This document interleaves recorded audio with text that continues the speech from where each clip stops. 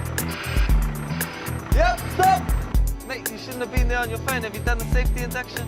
No, sorry, I haven't.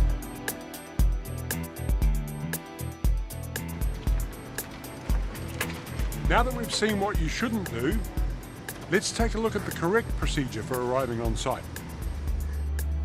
The first thing you need to remember when you arrive on site is to sign in, collect a hard hat, and make sure you've got all your personal protective equipment on.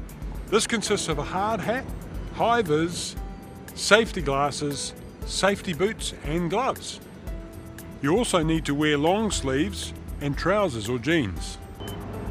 On site, there are numerous hazards to be aware of.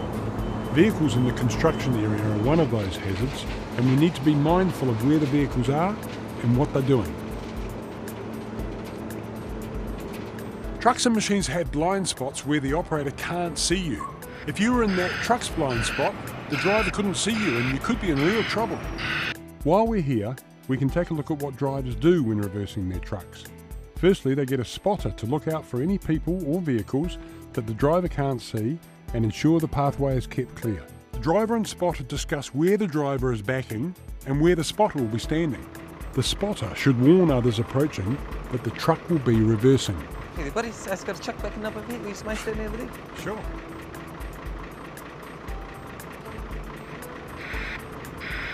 Once fully reversed, both the driver and spotter should have one last check for hazards. Once clear, give each other the good to go signal. If you see a vehicle reversing your way without a spotter, move a safe distance away and let the vehicle pass.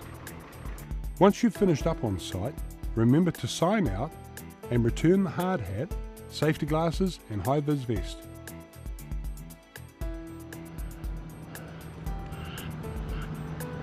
Well, that's it. I hope you found this helpful. Remember, always be alert on a construction site and don't make yourself a hazard.